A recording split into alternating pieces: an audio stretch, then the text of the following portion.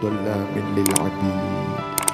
Ini ucapan saya kalau mendengar orang-orang yang khutbah Jumat itu kadang di bawahnya. Itu saya menangis. Saya menangis kenapa?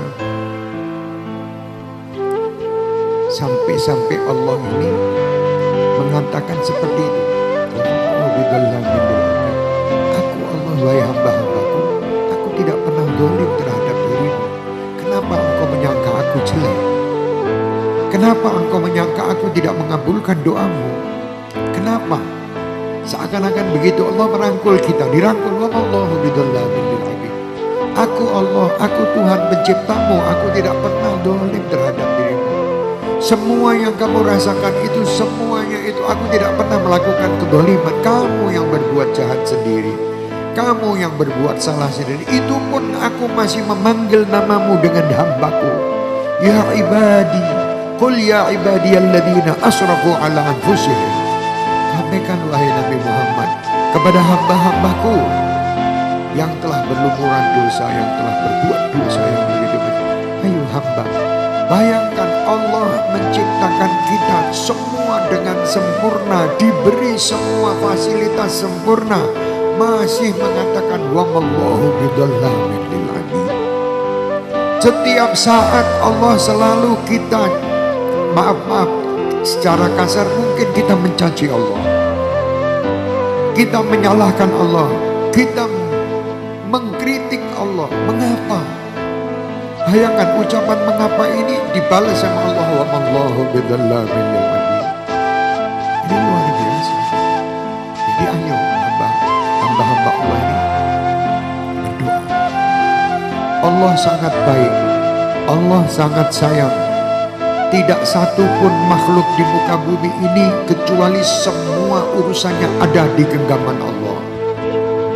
Kalau semua makhluk sudah ada urusannya di genggaman Allah, kenapa kita masih mencari orang lain atau makhluk yang lain untuk menyelesaikan permasalahan? Sedangkan kunci permasalahan itu ada di tangan Allah Subhanahu wa Ta'ala. Yang akan menyelesaikan masalah ada di tangan, di genggaman Allah. Yang akan menyelesaikan semua kesulitan ada di genggaman Allah. Kenapa kita masih cari jalan yang lain?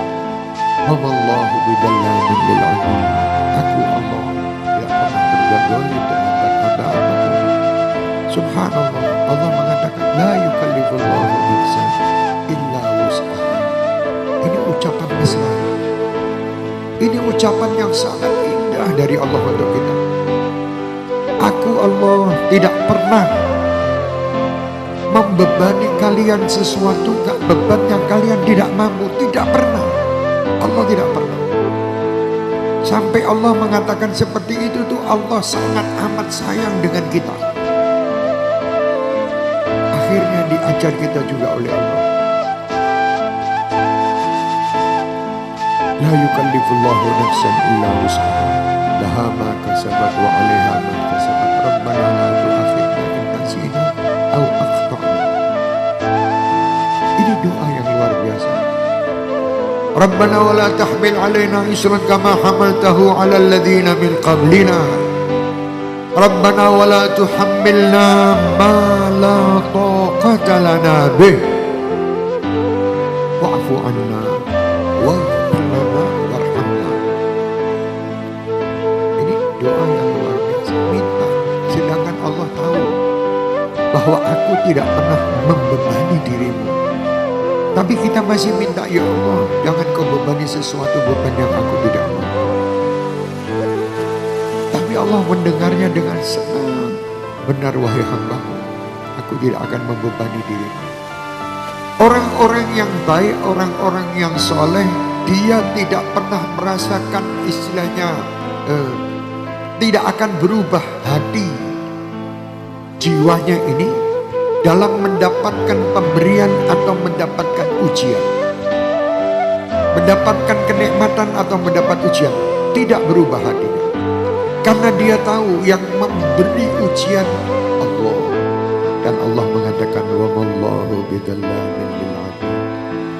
Masa saya akan mengkritik Allah, mengapa engkau uji aku dengan hilangnya ini, dengan permasalahan rezeki yang sulit, dengan permasalahan kehidupan yang sulit. Kenapa kita mengatakan begitu kepada Allah? Sedangkan Allah Subhanahu wa Ta'ala telah menyediakan semua untuk kamu. Kenapa hal ini tidak kamu dapatkan? Dikoreksi diri kamu. Apa kesalahan kamu? Bukan kesalahan Allah. Yang mungkin kamu diperintah oleh Allah untuk menuju ke tempat A, kamu malah justru menuju ke tempat B.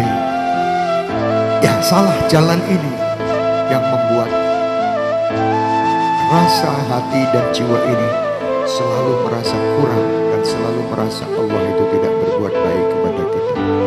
Padahal Allah la yukallifullahu nafsan illa wus'aha. Allah Subhanahu wa Ta'ala sangat baik kepada diri kita, dan jangan sekali-kali kita memberanikan diri mengapa seandainya jikalau dan menyalahkan seakan-akan tidak terima pemberian Allah. Kalau Allah itu dolim, Allah akan mengatakan kamu terima tidak terima silahkan, ini semua adalah ciptaan saya. Tapi Allah tidak mengatakan itu. Justru orang dalam keadaan kemaksiatan yang begitu luar biasa, Allah Subhanahu wa Ta'ala menanti istighfarnya. Kalau Allah mengatakan beristighfarlah kamu, berarti Allah sudah menyiapkan ampunan untuknya. Luar biasa. Istighfarlah kamu, minta ampunlah kamu kepadaku. Kalau kita betul-betul mau menerima perintah Allah itu tadi, kita beristighfar, kita berdoa, Allah sudah menyediakan kabulnya istighfar dan doa dan ampunan. Ini Allah luar biasa. Kita lihat semua yang ada di tubuh kita aja, kita sudah tidak bisa mikir. Berapa kali kita menggerakkan mata dalam satu hari tidak pernah lihat, tidak pernah kita atur, tidak pernah Allah yang mengatur, dan itu tepat untuk mata kita.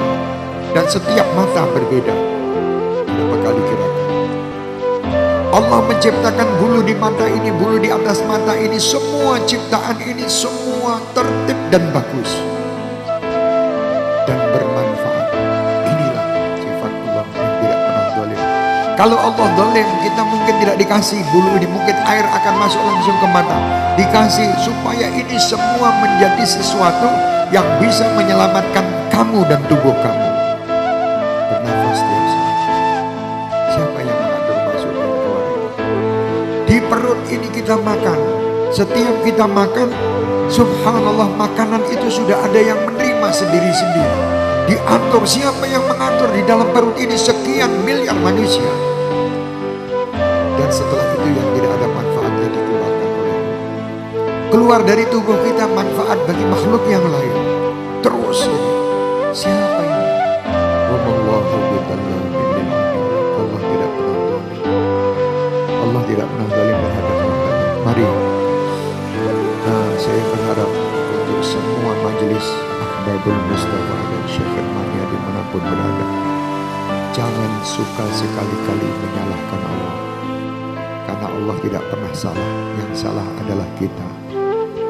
Jangan sekali-kali kita malas untuk berdoa. Mintalah kepada Allah dan jangan menentukan hasil daripada doa. Tugas kami ya Allah hanya memohon dan meminta kepadamu, dan kami tidak ada kemampuan untuk menentukan hasil-hasil darimu. Semua hasil kami yakin Engkau pasti akan berikan kepadaku yang terbaik. Tidak mungkin Engkau akan memberi kepadaku yang tidak baik, karena Engkau telah menjanjikan sendiri di dalam Al-Quran. Engkau tidak mungkin membebani kami kepada beban yang tidak baik. Beban yang kami rasakan berat itu karena ketidakmampuan kami, karena kebodohan kami, karena kejahilan kami dalam menerima ujian-ujian yang Kau berikan kepada kami. Sesungguhnya ujian dan kenikmatan yang Kau berikan kepada kami semua adalah nikmat, karena yang menguji adalah kekasih. Karena yang menguji adalah Allah yang Maha Cinta, yang mengatakan wallahu bidzallamin lil abid. Kalau kita mau menerima benar, insya Allah tidak ada apa-apa ini. Tetapi kita ini tidak pernah mau menerima yang benar, yang kita tonjolkan nafsu pribadi kita. Nafsu yang amarah bisu, yang sedikit-sedikit kita hanya menyalahkan kanan kiri kita dan menyalahkan pencipta kita. Mari kita bertobat dengan ucapan-ucapan yang pernah kita lakukan terhadap Allah. Berhusnudzonlah kepada Allah. Yakinlah kita ini hamba. Seandainya Allah setiap hari mematikan dan menghidupkan kita, menyiksa kita setiap hari, kita wajib mengatakan iya. Karena kita adalah ciptaan. Terserah pencipta akan diarahkan kemana. Allah akan mengarahkan kita ke jalan yang baik semenjak kita mau berikhtiar di jalan yang baik. Mau meniatkan segala sesuatu, niat dengan jalan yang baik. Niat aja bayangkan luar biasa. Kamu meniatkan sesuatu walaupun belum sampai kamu amalkan, sudah dihitung oleh Allah pahala. Ini luar biasa. Sampai diceritakan ada seseorang lewat, di situ dilihat ada berapa gunung yang besar di sekitarnya. Dan dia mengatakan kepada yang di samping-sampingnya, seandainya gunung ini menjadi emas, niscaya gunung ini akan aku sodakohkan kepada seluruh penduduk yang ada di tempat ini. Walaupun menurut akal itu khayal, tetapi Allah tidak menyia-nyiakan keinginan dan niat hamba yang baik tadi. Ada seseorang yang mengatakan di dalam mimpinya, sampaikan kepada fulan ibn fulan bahwa niatnya tadi sudah dikabulkan oleh Allah dan dia mendapatkan pahala bersodakoh gunung emas untuk seluruh masyarakat yang ada di kotanya. Baru niat. Itu kan baik. Jadi semua kebaikan-kebaikan itu Allah berikan kepada umat Nabi Muhammad SAW. Tapi kita jangan lupa, kebaikan itu tidak akan kita dapatkan kecuali karena manusia terbaik Muhammad SAW. Kuntum khairu ummatin ukhrijat linnas. Jadi kalian sebaik-baik umat yang ada di sekitar kita ini, manusia terbaik adalah umat Nabi Muhammad. Kenapa tadi terbaik? Karena ada Nabi Muhammad yang dalam. Manusia yang tidak ikut Nabi Muhammad bukan manusia yang kuntum khairu ummah. Tidak bisa. Walaupun dia berbuat jutaan kebaikan di muka bumi ini, tetapi dia tidak mengikuti Nabi Muhammad, bukan khairu ummah. Walaupun sekarang kan banyak, yang penting kan baik. Tidak harus ikut Nabi Muhammad, tidak harus ikut Islam. Yang penting kita berbuat baik. Tidak ada artinya kebaikan Anda di akhirat. Anda hanya berarti di media-media sosial bahwa Anda terkenal orang yang baik, tetapi media malaikat Anda tidak dikenal. Di media sosial, di media semua mengenal Anda bahwa Anda adalah orang yang berderma, yang luar biasa. Semenjak semua yang kalian lakukan tidak ada dasar Islam dan dasar Nabi Muhammad, cuma tertera di media-media sosial, tidak tertera di media akhirat. Di akhirat tidak ada namanya. Di dunia mungkin dia termasuk 10 orang terbaik, 10 orang yang mendermakan hartanya triliunan rupiah. Baik di media sosial, media malaikat dia tidak terdaftar. Nanti di akhirat dia tidak akan mendaftar, tidak akan terdaftar di surga karena dia mengkufuri nikmat Allah, terutama dia tidak Islam dan beriman. Ya, jadi hati-hati. Jadi sekarang banyak juga ucapan-ucapan seperti itu menyakitkan nama Rasulullah, menyakitkan para wali Allah, dan menyakitkan istilahnya sahabat-sahabat Rasulullah. Yang lebih menyakitkan lagi kalau menyalahkan Allah Subhanahu wa Ta'ala. Na'udzubillah min dzalik. Mari jamaah-jamaahku yang saya cintai, kalian orang baik. Kalian ini datang ke sini dan mengikuti majelis-majelis kita karena kalian sudah tertulis di sisi media akhirat. Tertulis bahwa kalian orang-orang baik. Jangan sampai kebaikan-kebaikan itu hilang karena perasaan-perasaan yang tidak baik terhadap Allah, tidak baik terhadap Rasul, tidak baik terhadap salihin, tidak baik terhadap waliullah dan sahabat-sahabat Rasulullah. Jangan, mari kita benahi hati ini selalu penuh dengan husnudzan dengan Allah, husnudzan dengan Rasulullah, husnudzan dengan semua makhluk Allah, husnudzan dengan sesama. Insya Allah kita akan selamat. Husnudzan, ya, husnudzan itu walaupun tidak semua, maksudnya tidak segala sesuatu itu husnudzan kabeh. Misal contoh gini, saya menaruh HP di jalan, saya husnudzan sama masyarakat tidak hilang, itu salah. Dalam ikhtiar tidak boleh begitu. Husnudzan. Sewaktu ada pencuri datang ke rumah kami, atau misalnya ada seorang laki-laki datang mau masuk ke kamar kami, sedangkan di kamar kami ada istri kami, oh saya husnudzan, siapa tahu dia waliullah. Tidak ada. Itu bukan husnudzan, jahil, itu orang jahil, ya. Jadi kadang sekarang ini banyak orang yang menyalah-artikan tentang husnudzan. Ya, husnudzan itu kalau memang begini, kalau kita tidak ada apa-apa, tahu terus kita seudon sana seudon sini belum terjadi, itu yang kita